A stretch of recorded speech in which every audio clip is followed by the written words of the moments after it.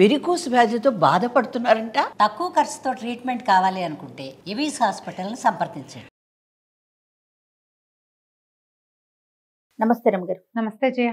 రమగారు, ఆలోచనలు రకరకాలుగా వస్తూ ఉంటాయి. కొంతమందికి అయితే నిమిషానికి ఒక ఆలోచన, ఇప్పుడున్న ఆలోచన మరుక్షణం ఉండదు. వాటిని నియంత్రించుకోవాలి కదా. మనం ఏదైనా, నాకు అనిపిస్తుంది, మనం ఏదైనా ఒక నిర్ణయం తీసుకునే ముందు 1కి 10 సార్లు కాదు, 1కి 100 సార్లు ఆలోచించుకోవాలి.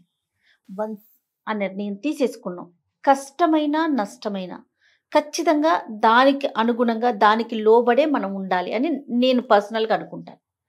కానీ ఆలోచనలు మార్చేసుకుంటూ ఉంటాము, లేదా కొన్నిసార్లు ఐడియాలు మార్చేస్తాం, కొన్నిసార్లు అసలు మార్చము. అంటే పరిస్థితులు మారినా మారకుండా ఉంటాము. ఎలా అండి అసలు ఆలోచనలు మార్చుకోవాలా, మార్చుకోకూడదా, ఎలా ముందుకెళ్ళాలి? ఎథిక్స్ మారకూడదు, ఐడియాస్ మారచ్చు. ఎస్, ఎథికల్గా ఉండాలి. ఎథిక్ని మార్చుకోకూడదు. మనం ఒక నియమం ఉంది, నియమాలు మార్చకూడదు.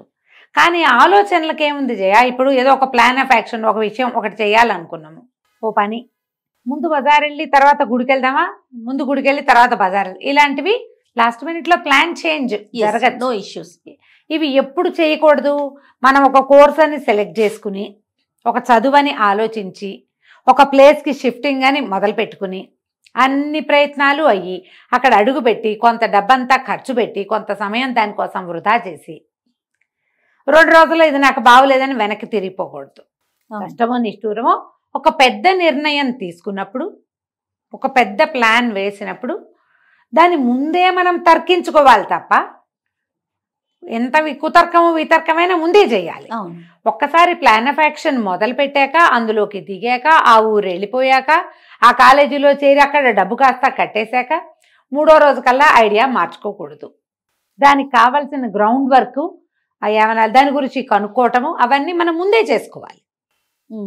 అందాక వెళ్ళిపోయి అప్పుడు మార్చుకోకూడదు. ఇప్పుడు చిన్న చిన్న ప్లాన్లు అనుకో, ఏది ముందు ఏది వెనక, ఆ చివరి అనుకున్న పని ముందు చేసేయటము, 1 గంట అటు ఇటుగా ఆలస్యం అవటము, ఐడియా మార్చుకోవటం పర్వాలా, దానికి ఏమవదు. ఇప్పుడు జనాలు ఎలా ఉన్నారంటే, ఇప్పుడు జయ ఏదో కొనుక్కోవటం, ఒక 10 జతల బట్టలు సెలెక్ట్ చేస్తారు జయ, ఆన్లైన్ 3 ఉంచుకుని 7 పంపేస్తారు. తెప్పించేస్తారు 3 ఉంచుకుని 7 పంపించేస్తారు. ఈ 7 ఏవి సైజ్ ఇష్యూలు అవి కాదు, డెసిషన్ మేకింగ్ లేదు. వచ్చాక నచ్చలేదు, వచ్చాక నా దగ్గర ఈ రంగు ఉందనిపిస్తుంది, వచ్చాక ఇది ఎందుకులే ఏమిటేమిటో అనిపిస్తాయి. ఇలాగే ప్రతి విషయంలోనూ చేస్తున్నారు. నేను ఇది తప్పంటలేదమ్మా, 7 కాదు 16 తెప్పించండి, 25 వెనక్కి పంపించండి, ఏం పర్వాలేదు, మనకు ఆప్షన్ ఇస్తాడు వాడు. కాకపోతే ఇదే ఆప్షన్ని నువ్వు ప్రతి చోట వాడచ్చా? కదా. ఇది ఏం చేస్తున్నారు, క్రమంగా ఈ వస్తుభ్రాంతి, వస్తు వినియోగము మనుష్య వినియోగం వైపుకి వెళ్ళిపోతోంది. మనుషులతోటి కూడా ఇలాగే బిహేవ్ చేస్తున్నాం మనం. వస్తువులతోటి ఎలా చూజీగా ఉంటున్నామో, ఎలా కేవలంగా ప్రవర్తిస్తున్నామో, తీసుకోవటం దానికి ఏం ప్రాణం లేదు కాబట్టి పంపించేస్తాం. అదే ఒక మనిషిని ఇంటికి పంపించి నువ్వు వెళ్ళిపో అంటే కదా, ఒక పార్టీకి వస్తే నువ్వు పిలవదలుచుకోవాలా, లాస్ట్ మినిట్లో ముందు పిలిచావు, తర్వాత నీకు నచ్చలేదు, వాళ్ళు వచ్చారు, వాళ్ళతో నువ్వు వార్డుగా బిహేవ్ చేస్తున్నావు. అది ఎక్కడొచ్చిందో తెలుసా, నువ్వు ఈ వస్తువులు మార్చేసే గుణం వచ్చింది చూడు, అక్కడి నుంచి మొదలవుతోంది. చాలా మంది పార్టీస్ లో సరిగ్గా బిహేవ్ చేయకుండా పట్టుబడిపోతున్నారు. నిజం జరుగుతోంది, నేను జరుగుతున్న విషయమే చెప్తున్నా. నేను కూడా ఫేస్ చేస్తాను అమ్మగారు కదా. కామ్ గా ఉండిపోతారు వాళ్ళు, మనని వెల్కమింగ్ గా ప్రవర్తించరు, మనని అక్కడ ఎక్స్పెక్ట్ చేయరు. పోని కానీ కనిపించినప్పుడు ఒక నవ్వు, ఒక మాట, ఒక మృదువైన చిన్న సంభాషణ అలాంటిది ఉండాలా? ఖచ్చితంగా. ఇది జయ నేను అనుభవించే చెప్తున్నా. నిజంగా ఎంత ఆశ్చర్యం అనిపిస్తుంది. వీళ్ళు మన కోసం వెంపర్లాడారు, ఇది వరకు మన కోసం ట్రై చేశారు. మనం అనుకోకుండా అక్కడ ప్రత్యక్షమైతే ఎక్సైట్మెంట్ కాదు సరికదా, కనీసం వీళ్ళు ఎందుకు వచ్చారు అన్నలాంటి భావం చూపిస్తారు. ఈ బట్టలు మార్చే రకం ఉంది చూసావా, అది ఇక్కడ ఇంపోజ్ అవుతోంది. బట్టలే కాదు, ఎన్ని వస్తువులు, అన్ని వస్తువుల్ని అంతే. ప్రతి వస్తువుని మార్చేసుకోవచ్చు. 4 కొనచ్చు, 3 పంపించేయచ్చు, 4కి 4 పంపించేసేయచ్చు.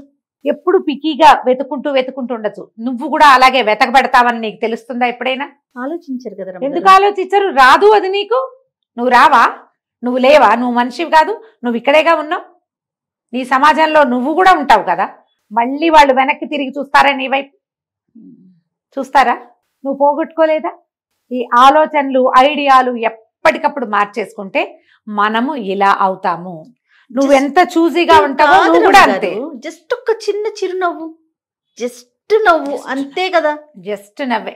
దాన్ని కూడా చేయరా, అది మర్చిపోలేం చేయ. ఎంత ఆ విస్మయము ఆశ్చర్యము కలుగుతుందో, కొంతమందికి పెయిన్ కూడా కలుగుతుంది, దానివల్ల కష్టంతో వస్తుంది. కొంతమంది పోనీ అని వదిలేస్తారు. ప్రతి వాళ్ళు వదిలేస్తారు, ప్రతి ఒక్కరు వదిలేదు, సెన్సిటివ్ గా ఉంటారు వాళ్ళు, వదిలేయలేరు కదా. ఈ ఆలోచన మార్చుకునే గుణాల వల్ల ఈ ప్రాబ్లం వస్తుంది. నిజమే రమ్మగారు, మీరు అన్నట్లుగా వస్తువును చూసినట్టే చూస్తున్నారు మనుషులు కూడా. అవును, సేమ్ వస్తువుతో బిహేవ్ చేసినట్టుగా బిహేవ్ చేస్తా ఉన్నాం అంతే. అవి ఎలా క్యాజువల్ గా మార్చేస్తామో ఇవి కూడా అంతే. ఎలా మనం ఎంతసేపు షాపుల్లో డ్రెస్సులు తీసుకుని వేసుకుని ఫోటోలు తీసుకుని పంపించేసి ఎవరైనా బాగోలేదనగానే వదిలేస్తాం, మనకు నచ్చినా సరే. అలాగే ఫ్రెండ్స్ చెప్పారని ఇంకో ఫ్రెండ్స్ని వదిలేస్తాం, ఫ్రెండ్స్ చెప్పారని ఫ్యామిలీని వదిలేస్తాం, ఫ్యామిలీ చెప్పిందని ఫ్రెండ్స్ని వదిలేస్తాం, ఎవరో ఒకళ్ళు చెప్పారని ఇంకోళ్ళని వదిలిపెట్టేస్తున్నాం. ఇది కూడా చాలా పొరపాటు. చాలామంది జయ అక్క చెల్లెళ్ళతోటి బాగా ఉండరు. నేను చూస్తున్న విషయాలు చెప్తున్నానమ్మా, ఇవన్నీ మన దగ్గరకు వచ్చిన కేసులు అనుకోకండి, మన చుట్టూతో ఉన్న సమాజాన్ని చూసే చెప్తున్నా. వీళ్ళకి క్లోజెస్ట్, థిక్కెస్ట్, డార్కెస్ట్, స్ట్రాంగెస్ట్ ఎన్ని ఎస్ట్ ఫ్రెండ్స్ ఉంటారో అక్కయ్యతో చెల్లెలతో మెయింటైన్ చేయరు. ఏమవుతుంది, ఇక్కడ ఏదో చిన్న ప్రాబ్లం అవుతుందా, ఇది తీసుకుపోయి అక్కడ షేర్ చేస్తారు. మీ అక్కయ్యతోటి, మీ అన్నయ్యతోటి, మీ అమ్మతోటి, నాన్నతోటి కూడా నీకేదైనా ఇష్యూ ఉందనుకో, దాన్ని నువ్వు చూసే కోణం వేరు, నీ ఫ్రెండ్ చూసే కోణం వేరు. నొప్పి మంది కదా, మనకి తెలుసు. నొప్పితో పాటుగా ఇప్పుడు అన్నయ్యతో మన కోపం వచ్చింది, వాటితో 2 రోజులు మాట్లాడడం మానేస్తావు, 3వ రోజున అన్నయ్య కావాలి నీకు. నొప్పి మందే, కానీ అన్నయ్య మనవాడు, మన అన్నయ్య, మన అక్కయ్య, మనమ్మ, మన నాన్న, మన రిలేషన్, బ్లడ్ మనది, ఫ్రెండ్స్ది కాదు. ఈ ఫ్రెండ్స్ జడ్జిమెంట్ చేస్తారు.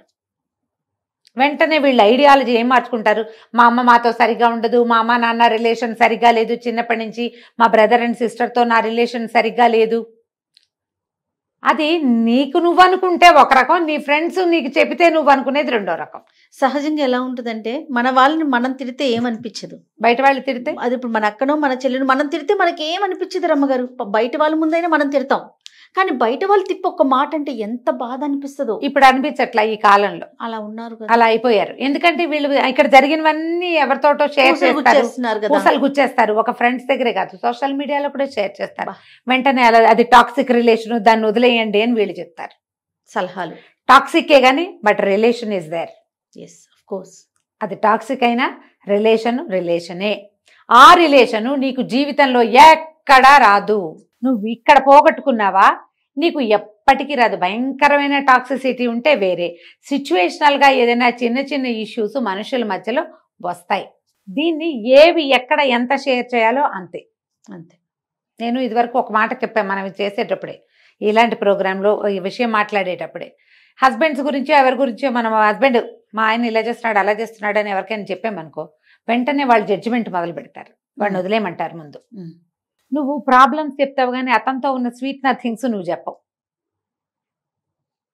ఈ వదిలేయమన్న పాయింట్ ఇంపోజ్ అవుతుంది. ఇప్పుడు అవుతున్న డివోర్స్లో మొన్న ఒక అడ్వకేట్ ఒకరితో మాట్లాడితే ఆయన చెప్పారు, 40% ఫ్రెండ్స్ ప్రోద్బలం మీదే డివోర్స్ అవుతున్నాయి. ఇప్పుడు గట్టిగా ఉంటారు ఫ్రెండ్స్, వాడిని వదిలేస్తే కానీ నువ్వు హాయిగా ఉండవు, ఇదేదో ఏడ్చిందో గల్లం చేసిందో లేకపోతే నేను డిప్రెస్డ్గా ఉన్నానో చెప్తుంది, నువ్వు ఇలాగే ఉంటావు. వాడిని వదిలేకపోతే నువ్వు ఇలాగే ఉంటావు. వాడిని వదిలేస్తే నువ్వు ఎలా ఉంటావో ఉండేది ఎవరు? నువ్వు, వాళ్ళు కాదు. వదిలేసి ఈ రిలేషన్ని, సమాజంలో ఈ రకమైన ఇబ్బందిని ఎదుర్కొనేది అక్షరాల నువ్వే కానీ వాళ్ళు కాదు. ఈ పెళ్ళిళ్ళు అన్నిటికీ ఐడియాలజీ మారిపోతూ ఉండటమే జయ, వాటితోటి ఇదే ప్రాబ్లం. దీన్ని ఏం చేయాలంటే కొంతవరకు కట్టడి చేసుకోవాలి. ఏదైనా ఒక విషయం జరిగేసరికి దానికి కోడిగుడ్డుకి ఈకలు పీకినట్టు పీకకూడదు. ఏ ఇష్యూకైనా నువ్వు ఈకలు పీకి ఆ ఈకల్ని ఫ్రెండ్స్ దగ్గర పంచిపెడితే అది ప్రపంచంగా నలుమూలలకి వ్యాప్తి చెందుతాయి, మరి కొత్త రూపం సంతరించుకొని నీ దగ్గరికి చేరతాయి. ఎందుకంటే సిచ్యువేషన్ని అసలు ఫేస్ చేసింది చూసింది మనమైతే, విన్న వాళ్ళు వేరేగా రెస్పాండ్ అవుతారు. అది ఆలోచించండి.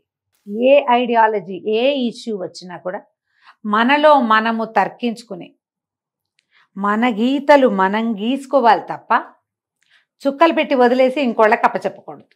అప్పుడు గీతలు మారిపోతాయి, ఐడియాలజీ మారిపోతుంది, వేరే వాళ్ళ ఐడియాలజీ మనదవుతుంది. కానీ ఇప్పుడు మనం ఎంత షేర్ చేసుకున్నా, ఫ్రెండ్స్ ఒకరికొకరు షేర్ చేసుకుంటాం, అనుభవం ఎవరిది వాళ్ళదే కదమ్మా. మరి అంతే కదా. నొప్పి మనదే, అనుభవము మనదే. కాబట్టి కొంచెం కొన్ని గీతలు ఉంచుకోండి. ఇప్పుడు ఈ మామూలు జనరల్ ఐడియాలజీలు, ప్లాన్లు మారిపోవటము పర్వాలేదు, వాటికి ఏం ప్రాబ్లం లేదు. అవి జీవితాల్లోకి వెళ్ళిపోతే ఈ అతి ఆలోచన విధానం, అవునా, జీవితం పాడైపోతుంది. ఒక్కసారి ఈ చెదిరిపోయిన తర్వాత దాన్ని మళ్ళీ సరిచేయలేకపోతాం. ఏదో చేస్తాం, ట్రై చేస్తాం, కానీ ప్యాచ్ ఎప్పుడు ఉండిపోతుంది. దాని బదులు కొత్త ప్యాచ్లు వేసుకోకుండా ఉన్నదాన్ని ప్యాచప్ చేసుకునే రకంగా ఆలోచించుకుంటే కనుక, ఇప్పుడు ఏదో కోర్సు, ఇప్పుడు పెళ్ళిళ్ళు కాకపోతే ఓ ఉద్యోగమో ఓ కోర్సు ఫినిష్ చేసుకుని బయటపడు, ఇంకో చోటకి వెళ్ళి అక్కడ కొత్త ఐడియా తీసుకోవచ్చు. ఇది కాకపోతే ఇంకోటి తీసుకోవద్దు. కానీ జాబు, నీ ఎక్స్పీరియన్స్ కాగితం చేతికొచ్చేదాకా పనిచేయి. ఓ ఇంట్లో ఉన్నావు, మారిపోవాలనిపిస్తుంది, అక్కడ ఇచ్చిన అడ్వాన్స్ పూర్తయ్యేదాకా అయినా మనం ఆగలిగా. ఈ ఖర్చులన్నీ దండగ కాదు, మనశ్శాంతి ఉండాలి కదండి అంటారు. వెంటనే ఒక డైలాగ్ ఉంటుంది అందరికీ, మనశ్శాంతి దాన్ని మించింది లేదు. పాయింటే కానీ ప్రతిసారి మనశ్శాంతి కోసం ఇన్నెన్ని చేసేలేం కదా, ఇన్నెన్ని ఐడియాలజీలు మార్చేసుకోలేంగా. నేను ఎక్కువ జాబుల గురించి వింటుంటాను రమ్మగారు. ఇక్కడ చేస్తూనే ఉంటారు, వేరే చోట వెతుక్కోరు, అసలు ఆ జాబే లేదు. ఇక్కడ ఏదో చిన్న సమస్య వస్తుంది, నేను వెంటనే ఉద్యోగం మానేస్తానంటారు. నీకు మరి నెల వచ్చేసరికి ఎట్లా గడుస్తుంది? 30 రోజులు ఎన్ని రోజుల్లో అవుతాయి? అవన్నీ ఆలోచిస్తాం పరిస్థితి. నేనంటే నువ్వు ముందు అక్కడ చూసుకో, అది ఓకే అయ్యిందా, అప్పుడు ఇక్కడ మారు. ఈ లోపు నీకు ఇక్కడ మనసు మారొచ్చు కదా. ఇక్కడ మనసు బుద్ధి అని రెండు ఉంటాయి జయ. మారదు. మనసేమో హట్టు ఊరికే సెన్సిటివ్ గా ప్రతిదానికి హర్ట్ అయిపోతుంది, ప్రతిదానికి ఇది అయిపోతుంది. బుద్ధి ఆలోచించదు, ఈ మనసు బుద్ధిని ఆలోచించనివ్వదు. ఇలాంటివి ఏదైనా నిర్ణయించుకునేటప్పుడు, ఐడియాలజీ మార్చుకునేటప్పుడు మనసుకి పీట తీసేసి బుద్ధికి పీట వెయ్యండి. మనసుని పీట మించి దించి పక్కన పెట్టండి, చూస్తుండండి దాన్ని ఓదార్చండి. ఉండు వెయిట్ చేసి చూద్దామని బుద్ధిని ప్రేరేపించండి. అప్పుడు బ్రెయిన్ సరిగ్గా ఆలోచిస్తుంది. అంతే. నీ తాత్కాలికమైన ఒక ఉద్వేగానికి పెద్దపీట వేస్తే మనం సమయాలు ఉండవు కదా. మా ఉద్వేగాలకి, మనకు లోపల నుంచి వచ్చే ఉద్వేగానికి సమయం అసమయం ఉండదు. దాని ఇష్టం, అదో ప్రవాహంలాగా సముద్రంలో అల్లాగా వచ్చేస్తూ ఉంటుంది. దానికి కట్టడి ఉండద్దు, ఎంతో కొంత ఉండాలి కదా. సరిగ్గా ఆలోచించండి. ఒక మంచి జడ్జిమెంటల్గా లేని వాళ్ళ ఐడియా తీసుకోండి. టూ మెనీ పీపుల్ ఐడియాస్ తీసుకోవద్దు.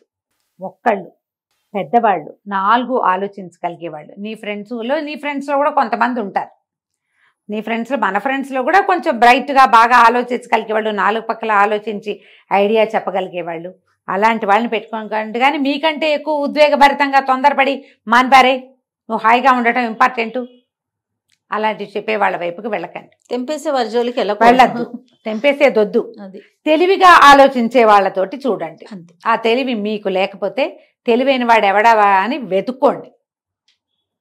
వాడి దగ్గర ఐడియా తీసుకుని కొత్త నిర్ణయాలు తీసుకునే ఆలోచన చేయండి. తప్పకుండా. నమస్తే. నమస్తే.